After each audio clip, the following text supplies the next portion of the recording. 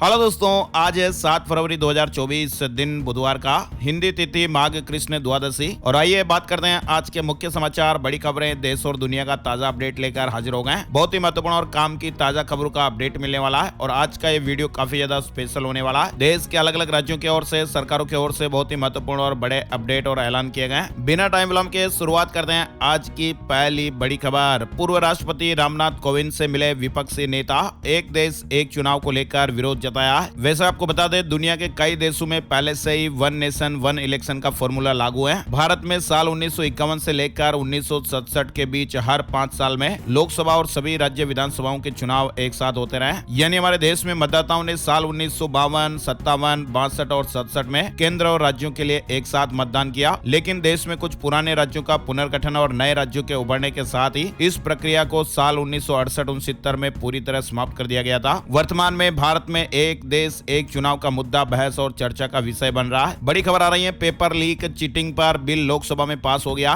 नकली वेबसाइट बनाने वाले, कंप्यूटर से छेड़खानी करने वाले अब अपराध की श्रेणी में आएंगे। 15 तरह की गड़बड़ियां की तो फिर जेल की हवा खाना तय है। केंद्र सरकार ने सरकारी भर्ती परीक्षाओं में पेपर लीक या नकल जैसी गड़बड़ियों पर लगाम लगाने के लिए 5 फरवरी को लोकसभा में एक विधेयक पेश किया। ये बिल लोकसभा में पास हो गया और अब इसे राज्यसभा में पेश किया जाएगा। इस बिल में कई कठोर नियम बनाए गए। पढ़ने वाले बच्चे जो बड़ी मेहनत करके कंपटीशन एग्जाम देते हैं, प्रतियोगी परीक्षाएं देते हैं और ऐसे में पेपर लीक हो जाता तो उन पर क्या बीती है आप सोच सकते हैं। और इसीलिए अब सरकार ने एक कानून लाया। आगे बढ़ते हैं दोस्तों, संसद के बजट सत्र में 5वें दिन महत्वपूर्ण विधेयक पारित हुए। जम्मू कश्मीर में SC/ST सूची में बदलाव का रास्ता भी साफ हो गया। संसद के बजट सत्र में 5वें दिन लोकसभा से 2 महत्वपूर्ण विधेयक पारित हुए। संसद का बजट सत्र एक दिन बढ़ गया। श्वेत पत्र लाने की तैयारी। यूपीए और एनडीए कार्यकाल में अर्थव्यवस्था की तुलना की जाएगी। संसदीय कार्य मंत्री प्रहलाद जोशी ने कहा कि संसद के मौजूदा बजट सत्र को एक दिन बढ़ाकर शनिवार तक किया जा रहा है। सूत्रों ने यह बताया कि सरकार श्वेत पत्र लाने की तैयारी कर रही है और इस श्वेत पत्र में 2014 से पहले और बाद में भारतीय अर्थव्यवस्था की जो स्थिति है इसकी तुलना की जाएगी। बजट सत्र की शुरुआत 31 जनवरी को हुई थी और इसे 9 फरवरी को समाप्त होना था, लेकिन अब बजट सत्र 10 फरवरी तक चलेगा। है ना दोस्तों। और आगे बढ़ते हैं अपडेट खबर। राज्यसभा में उठी इस निंदा कानून की मांग। बीजेपी सांसद ने कहा, आए दिन होती है आस्था पर चोट। राज्यसभा में मंगलवार को शून्यकाल के दौरान सदस्यों की ओर से कई मांगे उठाई गई और उन्हीं में से एक है इस निंदा कानून को लेकर। बीजेपी सांसद ने कहा कि आए दिन आस्था पर चोट देखने को मिलती है। राज्यसभा में मंगलवार को इस निंदा कानून बनाए जाने और संविधान की प्रस्तावना में अहिंसा शब्द जोड़ने की मांग की गई। वहीं पशुओं के खिलाफ क्रूरता, विदेशों में भारतीय छात्रों के खिलाफ अपराध की घटनाओं और देश में भोजन की बर्बादी जैसे मुद्दों पर भी चिंता जताई गई है। शून्यकाल के दौरान इस निंदा कानून बनाए जाने की मांग उठाई गई। कहा गया कि 100 से अधिक देशों में आस्था का अपमान करने वालों के लिए इस निंदा कानून है। भारतीय बिना वीजा जा सकेंगे ईरान। कुछ शर्तें लगाई गई है और इन शर्तों के आधार पर अब भारतीय बिना वीजा के भी ईरान जा पाएंगे। ईरान सरकार की ओर से भारतीय नागरिकों के लिए देश में वीजा फ्री ट्रेवल की नई शर्तों की मंगलवार यानी 6 फरवरी को घोषणा कर दी गई है। अब यात्रियों को सिर्फ हवाई मार्ग से प्रवेश करने और ज्यादा से ज्यादा 15 दिनों तक रहने की अनुमति होगी। ईरान की सरकार ने 4 फरवरी से 4 शर्तों के साथ भारतीय नागरिकों के लिए वीजा समाप्त कर दिया। अब बिना वीजा के भी आप 15 दिनों तक रहने की आपको अनुमति मिलेगी। यूके जाने वालों के लिए भी बड़ा झटका, सरकार ने वीजा फीस बढ़ा दी है। ब्रिटेन सरकार ने यह बड़ा झटका दिया। 6 फरवरी से यूनाइटेड किंगडम अपने इमिग्रेशन हेल्थ सरचार्ज यानी IHS में बढ़ोतरी करने जा रहा है। यूके जाने वालों के लिए जरूरी अपडेट है। भारत और अमेरिका के बीच ऐतिहासिक रक्षा समझौता हुआ। MQ-9B ड्रोन से समुद्री सुरक्षा बढ़ेगी। अमेरिका ने भारत को MQ-9B प्रीडेटर ड्रोन बेचने की अनुमति दे दी है। दिल्ली में आम आदमी पार्टी के कई नेताओं के घर पर ईडी की रेड हुई। बताया जा रहा है कि लगभग 12 जगहों पर छापेमारी की गई। पश्चिम बंगाल में भी अधिकारियों के कई ठिकानों पर ईडी ने दिन भर छापेमारी की और ये छापेमारी पूरे राज्य में कई इलाकों में की गई। चलिए बड़ी खबर आ रही है युवाओं के लिए, बेरोजगारों के लिए, जॉब सर्च करने वालों के लिए और जो रेलवे भर्ती का इंतजार कर रहे हैं उनके लिए स्पेशल है। रेलवे की नौकरी के लिए अब आपको इंतजार नहीं करना पड़ेगा। अश्विनी वैष्णव जी ने एक बड़ा ऐलान किया। रेल मंत्री ने कहा कि रेलवे में नौकरी की भर्ती के लिए एक वार्षिक कैलेंडर की आवश्यकता थी और ऐसे में अब उन युवाओं को मदद मिलेगी जो रेलवे परीक्षा में भाग लेना चाहते हैं। भारतीय रेलवे में हर साल रिक्त पदों पर भर्ती करने का फैसला लिया गया और इसके लिए बाकायदा रेलवे का सालाना कैलेंडर भी जारी किया गया। साल में 4 बार अधिसूचना जारी होगी। एनर्जी सेक्टर का किंग बनेगा भारत। पीएम मोदी ने मास्टर प्लान पर चर्चा की है। दुनिया का तीसरा सबसे बड़ा ऊर्जा उपभोक्ता भारत अपनी 85% जरूरतें आयात से पूरी करता है, लेकिन सरकार इस आयात को कम करने के लिए इनका घरेलू उत्पादन बढ़ाना चाहती है और इसी को लेकर पीएम मोदी ने मंगलवार को तेल और गैस कंपनियों के टॉप लेवल के अधिकारियों के साथ बैठक की। अजीत पवार गुट ही असली एनसीपी। चुनाव आयोग ने यह फैसला सुनाया। सुप्रीम कोर्ट में गुहार लगाएगा बढ़ाएगा शरद पवार गुट। दरअसल चुनाव आयोग ने मंगलवार 6 फरवरी को कहा कि अजीत पवार गुट ही असली एनसीपी हैं। साथ ही आयोग ने शरद पवार को नए राजनीतिक दल के लिए 7 फरवरी की शाम 4 बजे तक 3 नाम देने को कहा है। भारत 9वीं बार अंडर 19 वर्ल्ड कप के फाइनल में साउथ अफ्रीका को 2 विकेट से हराया। अब 11 फरवरी को भारत का फाइनल में मुकाबला दूसरे सेमीफाइनल की विजेता टीम से होगा। फाइनल ऑस्ट्रेलिया या पाकिस्तान से हो सकता है। आरबीआई ने बैंक का लाइसेंस रद्द कर दिया है। जयप्रकाश नारायण नागरी सहकारी बैंक का लाइसेंस आरबीआई ने रद्द कर दिया है। आरबीआई ने कहा कि बैंक का बने रहना उसके जमाकर्ताओं के हितों के लिए नुकसानदायक है। ये बैंक है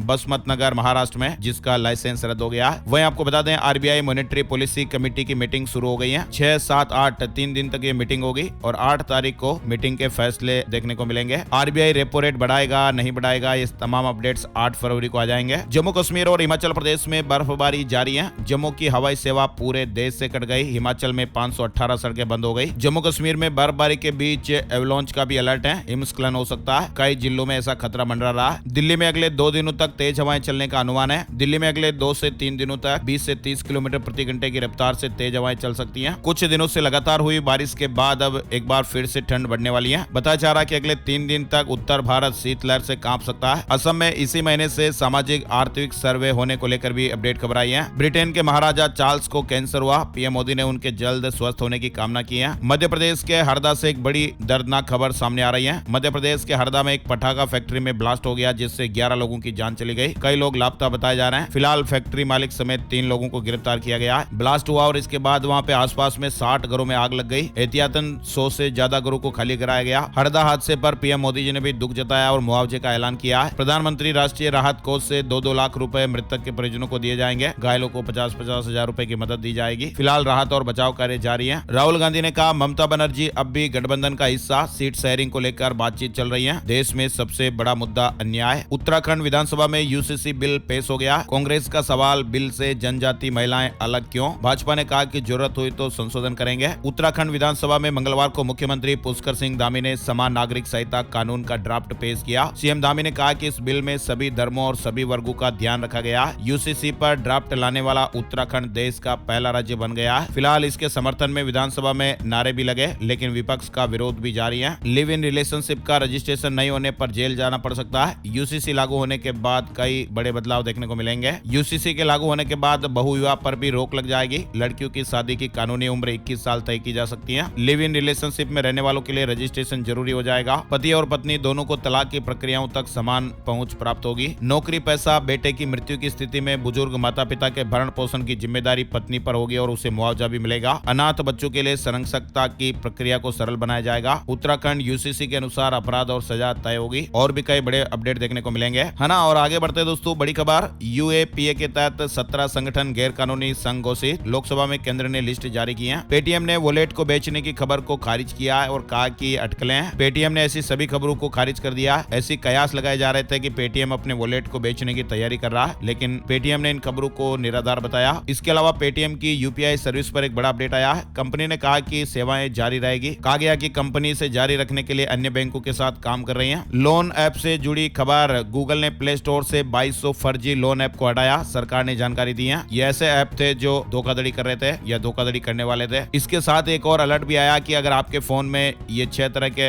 ऐप इंस्टॉल है तो इन्हें आप तुरंत डिलीट कर दीजिएगा। मेलवेयर के साथ गूगल प्ले स्टोर पर इन ऐप के नाम आप देख सकते हैं। ये 6 ऐप हैं, इनको तुरंत अपने मोबाइल फोन से आप डिलीट कर दीजिए। ये ऐप भी आपके मोबाइल के लिए खतरनाक साबित हो सकते हैं, आपकी जानकारियां चुरा सकते हैं, है ना। और आगे बढ़ते हैं। सीए फाउंडेशन रिजल्ट को लेकर खबर आ रही है कि रिजल्ट आज आने वाला। सीए फाउंडेशन दिसंबर का परिणाम आज जारी हो जाएगा। कांग्रेस की भारत जोड़ो न्याय यात्रा में शामिल होंगे अखिलेश। रायबरेली या अमेठी में राहुल गांधी के साथ आ सकते हैं नजर। इस तरह की मीडिया रिपोर्ट्स और खबरें। एयरबैग में खराबी के कारण होंडा ने वापस मंगाए 7.5 लाख अमेरिकी वाहन। एयरबैग में दिक्कत आ गई थी और ऐसे में अब संयुक्त राज्य अमेरिका में 7.5 लाख वाहनों को वापस बुलाया गया। कर्मचारियों के लिए बड़ी खबर आई है। केरल सरकार ने राज्य कर्मचारियों और पेंशन धारकों को बड़ी खुशखबरी दी है। राज्य सरकार ने वित्त वर्ष 2024-25 के बजट में डीए को बढ़ाने का ऐलान किया। साथ ही कहा गया कि बढ़े हुए डीए को एक किस्त में सरकारी कर्मचारियों और पेंशन धारकों को अप्रैल 2024 में दे दिया जाएगा। इसके अलावा वित्त मंत्री के.एन. बालगोपाल ने कहा कि राज्य सरकार न्यू पेंशन सिस्टम पर भी गंभीरता से विचार कर रही है। केरल सरकार के राज्य कर्मचारियों के लिए अपडेट है। कर्मचारियों के लिए एक गारंटीड पेंशन स्कीम भी लाई जाएगी। महिला ने हनी ट्रैप में फंसाकर पुलिस इंस्पेक्टर से ठगे 90 लाख रुपए। आपत्तिजनक वीडियो बनाकर वो ब्लैकमेल करती थी। ये खबर आ रही है राज्य राजस्थान के अलवर में एक पुलिस इंस्पेक्टर से हनी ट्रैप के जरिए 90 लाख रुपए की ठगी का एक मामला सामने आया है। इस मामले में एक सिपाही से भी 6.5 लाख रुपए की ठगी हुई है। अलवर में एक महिला और उसके परिवार के लोग गिरोह बनाकर लोगों को ब्लैकमेल करने का काम कर रहे थे।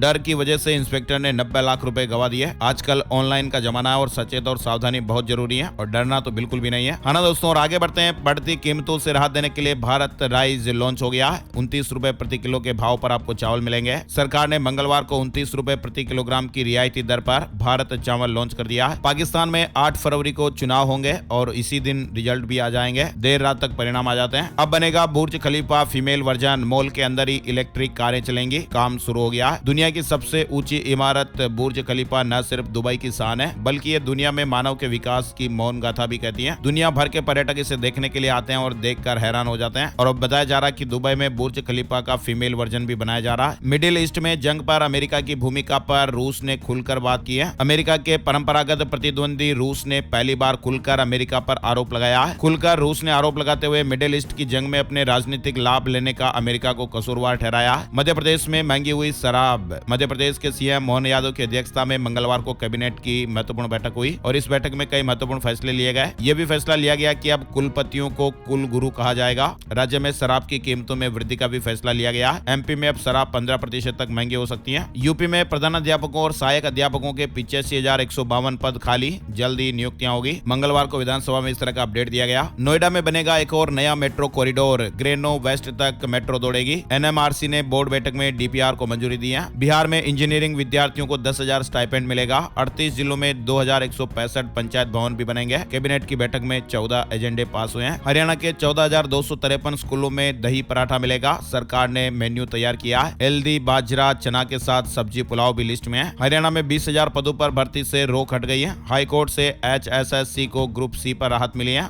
59 कैटेगरी का रिजल्ट जारी हो गया है। पंजाब में रजिस्ट्री से NOC की शर्त खत्म। सीएम भगवंत मान ने यह बड़ा ऐलान किया। भविष्य में कोई भी अवैध कॉलोनी नहीं काटने देंगे। पंजाब के सीएम भगवंत मान ने ऐलान किया कि अब हर तरह की रजिस्ट्री से NOC की शर्त खत्म कर दी गई है। पंजाब सरकार आपके द्वार, सीएम मान ने कहा। शहर और गांव से गवर्नमेंट चलने का सपना पूरा होगा। हिमाचल में एक टूरिस्ट को ढूंढने पर 1 करोड़ रुपए का इनाम मिलेगा। दरअसल हुआ क्या कि खाई में पलटकर इनोवा समेत सतलुज में गिर गया था युवक। पिता चेन्नई के पूर्व मेयर बताया जा रहा है। हिमाचल प्रदेश के किन्नौर में सतलुज नदी में गिरे टूरिस्ट का तीसरे दिन भी सुराग नहीं लग पाया। तमिलनाडु के रहने वाले वेट्री की तलाश में पुलिस, आर्मी, NDRF के 100 से ज्यादा जवान जुटे हुए हैं। वहीं वेट्री के पिता ने बेटे को ढूंढ कर लाने वाले को 1 करोड़ रुपए इनाम देने की घोषणा की है। हाँ ना दोस्तों, और छत्तीसगढ़ से बड़ी खबर आ रही है। किसान भाइयों को जल्द ही धान खरीदी की अंतर राशि मिलेगी। बिजली बिल हाफ योजना के लिए 32 करोड़ का प्रावधान किया गया है। मध्य प्रदेश में डॉक्टर मोहन यादव सरकार का पहला बजट सत्र आज से। 16वीं विधानसभा का पहला 9 दिवसीय बजट सत्र 7 फरवरी से शुरू हो रहा है। मध्य प्रदेश में भी फिर से मौसम बदल गया। कई शहरों में घना कोहरा देखने को मिला। राजस्थान से जुड़ी खबर आ रही है। ICICI बैंक के ब्रांच मैनेजर ने खातों से 2 करोड़ रुपए निकाल लिए। FD से फर्जी लोन तक उठाया गया। राजस्थान प्रतापगढ़ से जुड़ी खबर आ रही है। मामला प्रतापगढ़ थाना क्षेत्र के दरियावत का है। असम से जुड़ी खबर है। एग्जाम में नकल रोकने के लिए कानून लाएगा असम। 5 साल जेल, 10 लाख रुपए जुर्माना लगेगा। 2 साल परीक्षा में नहीं बैठ पाएगा दोषी। निज्जर केस में पहले सबूत दे कनाडा। भारत ने कहा सिर्फ आरोप न लगाएं, हमसे जानकारी चाहिए तो पहले अपने सबूत दिखाएं। अरुणाचल प्रदेश के सीएम ने रामलला के दर्शन किए। पेमा खांडू ने कहा अब राम राज्य आ गया है और ये देश के लिए शुभ संकेत है। इंडसइंड बैंक सहित 6 बैंकों में 9.5% हिस्सेदारी खरीदेगा HDFC। RBI से अप्रूवल मिल गया। मालदीव में भारतीयों से ज्यादा हुए चीनी पर्यटक। इस साल 16,000 भारतीय मालदीव गए। एयरफोर्स अग्निवीर भर्ती के लिए आवेदन की आखिरी डेट बढ़ गई है। अब 11 फरवरी तक मौका मिल रहा है। TCS का मार्केट कैप 15 लाख करोड़ के पार। ऐसा करने वाली देश की दूसरी कंपनी बन गई है। टाटा ग्रुप का मार्केट कैप 30 लाख करोड़ हो गया। RPSC ने कंपटीशन एग्जाम की डेट तय की है। प्रोग्रामर का एग्जाम 27 अक्टूबर, संस्कृत लेक्चरर 17 नवंबर और सीनियर टीचर 31 दिसंबर को होंगे। असम सहायक अध्यापक भर्ती के लिए आवेदन की अंतिम तारीख बढ़ गई है। अब 5,550 पदों के लिए 13 फरवरी तक आवेदन का मौका। मोबाइल टावर से जुड़ी खबर है। बाग आवासों के पास नहीं लगाए जाएंगे मोबाइल टावर। केंद्र ने अनुमति नहीं दी है। देश के प्रमुख और महत्वपूर्ण बाग आवासों में मोबाइल टावर स्थापित नहीं किए जाएंगे। फास्टैग KYC को लेकर NHAI ने अपडेट दिया था, आपको मालूम ही होगा। एक बार फिर से याद दिलाने वाली खबर है। अगर आप भी कार वगैरह चलाते हैं, फास्टैग इस्तेमाल करते हैं, 29 फरवरी तक आपको अपना KYC कंप्लीट कर लेना है, वरना आपको फिर ज्यादा पैसा चुकाना पड़ेगा। फास्टैग काम करना बंद कर देगा और आपका बकाया बैलेंस भी अटक सकता है। तो ये काम आपको 29 फरवरी तक कंप्लीट कर लेना है। एक्सिस बैंक ने FD की ब्याज दरों को बढ़ा दिया है। भूमाफिया सावधान हो जाए। गुरुग्राम में 15 जमीन मालिकों के खिलाफ 100